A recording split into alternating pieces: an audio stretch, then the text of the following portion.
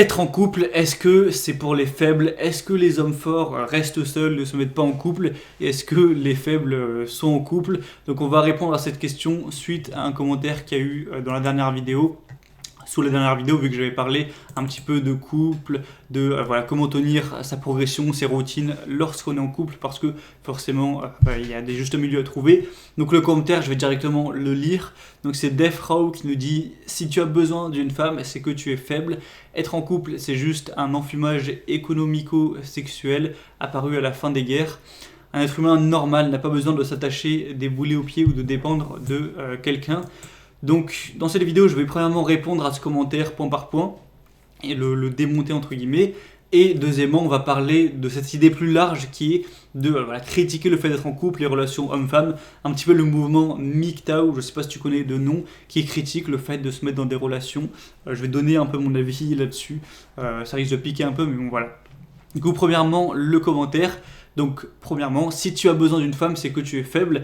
Alors moi je dirais, peut-être sûr si tu as besoin d'une femme, que si jamais t'as pas ta femme, t'as pas une femme, t'es en PLS, tu pleures, t'arrives pas à être heureux, t'arrives pas à t'épanouir, t'arrives pas à avancer, ça peut être perçu comme un signe de faiblesse, mais c'est pas que t'es en couple que t'as besoin d'une femme et que si jamais tu l'as pas, tu meurs. On parle de besoin normalement pour des choses vitales, donc pour l'air, pour la nourriture, pour l'eau, mais pour les, je sais pas, pour tes amis, ta femme, ta famille ou tes passions, tes activités, tes hobbies, t'en as pas besoin, c'est juste que t'en as envie. Moi je fais de la guitare tous les soirs, c'est pas pour ça que j'en ai besoin. Je regarde Netflix tous les soirs, c'est pas pour ça que j'en ai besoin. Et je suis en couple avec une femme, ça veut pas dire que j'ai besoin et que si jamais un jour je suis pas avec elle, je vais me suicider. C'est juste que moi personnellement, voilà, j'étais en couple pendant 1 an et demi, ensuite je l'ai plus été pendant presque 1 an. Et pendant cette année, voilà, ça allait très bien. C'est juste que c'était un moment, du coup, j'avais besoin de temps avant de trouver quelqu'un d'autre, tout simplement. Je me concentrais aussi sur mes projets. Et à un moment, je suis tombé sur une femme qui me plaisait particulièrement. Donc j'avais envie, donc c'était un choix par envie de me mettre avec elle. Donc je l'ai fait. Et voilà, c'est un choix réfléchi, c'est pas un besoin, entre guillemets. Donc voilà, sa phrase est fausse. C'est pas que tu es en couple que tu as besoin d'une femme. Après, peut-être qu'il voulait dire, si tu as besoin d'une femme, c'est que tu es un faible, mais tout le monde qui est en couple n'a pas forcément besoin de sa femme, donc dans ce cas-là, peut-être que ça peut être vrai, mais je tenais à apporter cette nuance parce qu'on a l'impression de dire que tous ceux qui sont en couple ou qui ont des relations avec les femmes sont faibles. À la base, avoir envie d'une femme, c'est naturel, hein, c'est de la testostérone. Si jamais t'as pas envie de femme, c'est que t'as une déficience à ce niveau-là, donc c'est plutôt ça le problème, quoi. Et avoir des besoins d'affection, c'est naturel aussi, on est des animaux sociaux. Ensuite, bref, être en couple, c'est juste un enfumage économico-sexuel apparu à la fin des guerres, donc il a dû marquer sexuel comme ça parce que l'orthographe, pour pas se faire censurer. Alors les couples, ça existe depuis largement avant des guerres, en tout cas s'ils parlent des guerres mondiales, j'imagine, de la façon de le dire, parce qu'au Moyen-Âge, donc c'était plusieurs siècles avant les guerres mondiales du XXe siècle, t'avais des couples, au contraire, le couple était encore plus glorifié que maintenant, c'est-à-dire que t'avais des adolescents de 14, 15, 16 ans. Voilà, 16 ans, ils se mettaient en couple, ils se mariaient même directement, ils faisaient des gosses à 18 ans. Donc le couple, tout le monde était en couple, il y avait presque personne qui n'était pas en couple. Si tu l'étais pas, c'était hyper bizarre. Alors qu'aujourd'hui, dans la société, en 2021, il y a plein de gens à 30 ans qui sont célibataires, à 35 ans qui sont célibataires, qui se mettent pas en couple. Voilà, c'est largement plus, il y a largement plus de différences à accepter à ce niveau-là. Donc c'est plutôt l'inverse. Il dit que c'est à partir des guerres qu'il y a eu le couple, mais en fait, avant tout le monde était en couple, tout le monde se mariait hyper vite. Au contraire, maintenant, tu as beaucoup moins de gens en couple et beaucoup moins de gens qui se marient. Donc c'est l'inverse en fait. Troisièmement, un être humain normal n'a pas besoin de s'attacher des boulets aux pieds ou de dépendre de quelqu'un. Et encore une fois, c'est pas que tu fais un choix de te mettre avec quelqu'un en couple que c'est des boulets aux pieds. Les boulets aux pieds, c'est une métaphore de prisonnier en mode t'as un boulet au pied alors que tu l'as pas choisi. Aucun prisonnier va s'attacher un boulet au pied par plaisir. Donc la métaphore est fausse. Et comme je l'ai dit, encore une fois, c'est pas que tu te mets en couple avec quelqu'un, que tu as des potes, que tu vois ta famille le dimanche, que tu dépends d'eux. C'est juste que tu apprécies passer du temps avec eux et c'est pas forcément une dépendance, c'est juste du plaisir de partager du temps avec des personnes que tu apprécies. Voilà, je vois pas où est-ce qu'il est le délire de dépendre, d'avoir besoin. Faut savoir nuancer les choses, c'est pas que t'es en couple et que tu vois des potes que t'as besoin d'eux, t'es à fond, t'es affamé, tu dépends d'eux et au moindre truc tu te suicides. Voilà, c'est un peu n'importe quoi. Bref, voilà pour le commentaire. Après le commentaire on s'en fout, hein, c'est juste histoire de répondre, c'est juste ça m'a donné un peu l'idée et l'envie d'en parler. Et du coup pour parler plus largement de tout ce mouvement, cette idéologie donc MGTOW, les femmes on n'en a pas besoin pour être heureux, il faut s'éloigner des femmes, les femmes c'est pas la solution, je sais pas quoi. Moi déjà je dirais que les gens qui sont dans cette idéologie, il y a deux types de personnes. Et peut-être sûrement que celui qui a écrit un commentaire, il est un peu dans ce délire-là, je sais pas, mais peut-être. Donc voilà, délire MGTOW. Moi, je dirais que la première catégorie de personnes voilà, qui est dans cette idéologie, dans ce mouvement, c'est des gens qui ont génétiquement un besoin très faible d'affection et même peut-être de sexe, voilà, qui arrivent à être hyper épanouis, hyper heureux seuls. Ça veut dire que même sans être en couple, même sans voir de femme, même peut-être sans avoir d'amis, de famille, en étant vraiment tout seuls, ils arrivent à être heureux, à être épanouis. Et après, peut-être qu'ils pensent que du coup, c'est parce qu'ils sont hyper forts et que les autres, ils sont faibles. Mais c'est juste peut-être une différence génétique au niveau du besoin de relation. Hein. C'est une différence, c'est pas forcément plus fort ou plus faible, bref. Et du coup, ils arrivent vraiment naturellement à être heureux tout seuls.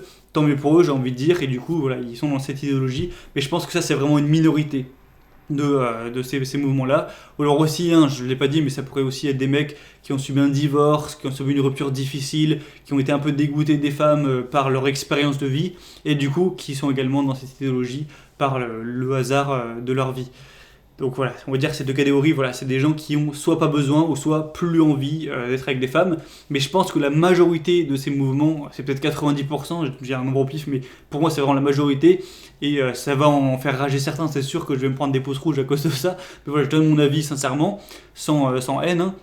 C'est des gens qui sont pas attirants, tout simplement, qui n'arrivent pas à trouver de femmes avec qui aller parce que ils sont pas attirants, c'est logique, et du coup ils se voilent la face, et plutôt que se dire oh je suis pas attirant du coup j'arrive pas à avoir de femmes et voilà ça fait chier, ils préfèrent se dire que c'est les autres qui ont un problème et que eux ils sont au-dessus en disant ouais mais les autres ils ont besoin de femmes, mais en fait MDR, les vrais hommes ils ont pas besoin de femmes, moi j'ai pas besoin de femmes. En fait ils se voilent la face, ils retournent le problème pour mieux le digérer, pour mieux l'accepter, pour que la pilule passe plus facilement, et ils vont se dire bon voilà, puisque j'arrive pas à avoir de femmes dans ma vie, puisque je suis pas attirant, et puisque voilà, j'arrive pas à être complet à ce niveau-là, je vais essayer de me convaincre en me regroupant avec d'autres gars que les femmes ça sert à rien, que le couple c'est de la merde, que c'est les faibles qui sont en couple, que voilà ceux qui passent leur soirée qui baisent etc. C'est des faibles, ils dépendent de leurs désirs, et moi voilà je suis un homme fort. Alors que la vérité c'est pas que c'est des hommes forts, c'est juste que c'est des hommes qui n'arrivent pas justement à trouver de femmes, et du coup ils se complaisent dans toute cette idéologie qui leur permet d'accepter plus facilement ce malheur cette faiblesse de ne pas réussir à trouver de femmes.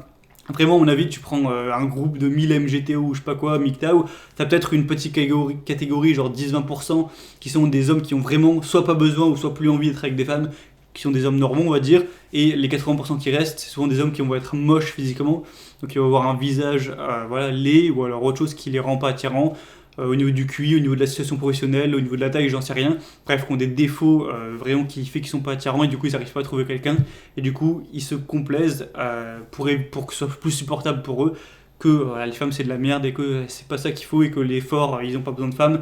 Mais comme par hasard, il y a une belle 8,5 sur 10, une blonde voilà, avec des jolis seins, un beau cul, super charmante, avec un beau sourire qui vient, qui le drague un peu, et qui vient le voir. Comme par hasard, là, tu vois, il va oublier toute son idéologie, il va quitter tous les groupes MGTOW, il va tomber sous son charme, il va vouloir se mettre en couple avec, tu vois. Donc pour moi, voilà, c'est de l'hypocrisie, c'est de l'hypocrisie tout simplement. Ce serait comme si t'as un aveugle qui, vu qu'il voit plus parce qu'il est en accident et qu'il peut plus voir, il dit oh là là, mais ceux qui ont besoin de la vue, ceux qui ont besoin de voir, c'est que des faibles. Moi, j'ai même pas besoin de la vue pour vivre, je suis plus fort que les autres. Vraiment, c'est de la merde la vue, juste pour se conforter dans le fait qu'il est aveugle, alors que en fait, c'est de la rage modifiée. Tu vois ce que je veux dire?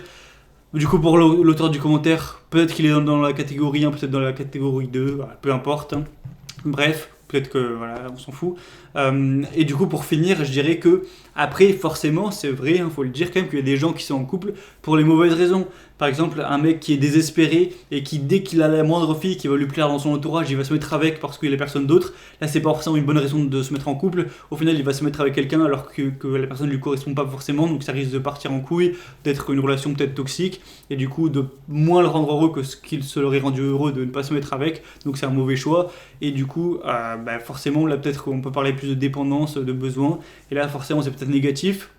Mais moi, ce que je conseillerais à tout le monde, c'est d'essayer d'être le plus attirant possible, de devenir la meilleure version de soi-même. Au moins, tu augmentes tes chances d'avoir le choix. Quand tu as le choix, tu peux te mettre avec quelqu'un par envie et pas par besoin, parce que tu n'as personne d'autre. Tu te mets avec quelqu'un parce que tu te mets avec une femme parce qu'elle te correspond physiquement et mentalement. Et du coup, là, il y a de grandes chances que la relation soit épanouissante.